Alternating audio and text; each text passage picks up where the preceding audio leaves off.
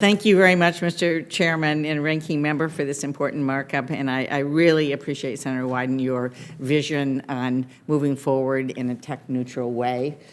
This is a very important time, and we're going to put America in the driver's seat of our new clean energy future. And I do want to indicate and tell a little story. I've mentioned to colleagues before when we hear about how this is picking winners and losers.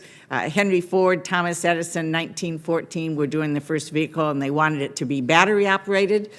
There was stories in the paper about how they were having difficulty being able to get the range, which sounds very familiar, to be able to do it by batteries. 2 years later, Congress puts in place the first oil and gas incentive, the first break that was basically a no-interest loan for oil and gas embedded in the tax code, never changed, no deadline on it.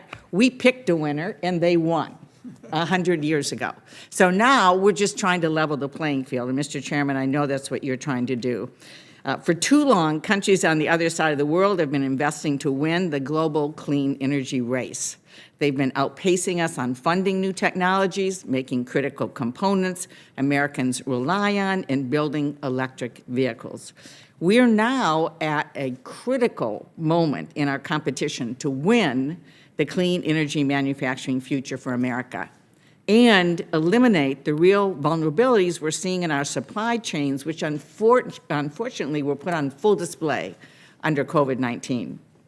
Now, you can imagine, I want to speak for a moment about the transportation sector. We know that transportation sector is the largest source of greenhouse gas emissions, and it's clear that electric vehicles are a major part of our transportation future. The question is not whether they will be built, it's where they will be built, in Asia or America.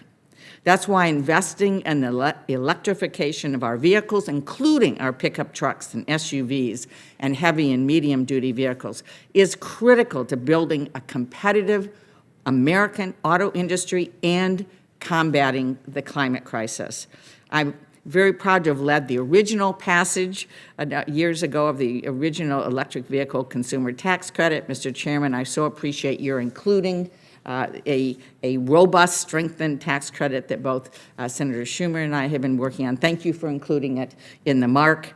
We know our automakers and workers are the best in the world. They're making the private sector investments needed to electrify our industry so we can compete and win, but they can't do it alone. And frankly, China has hundreds of companies making electric vehicles, and they have help. Over $100 billion of help so far from the Chinese government.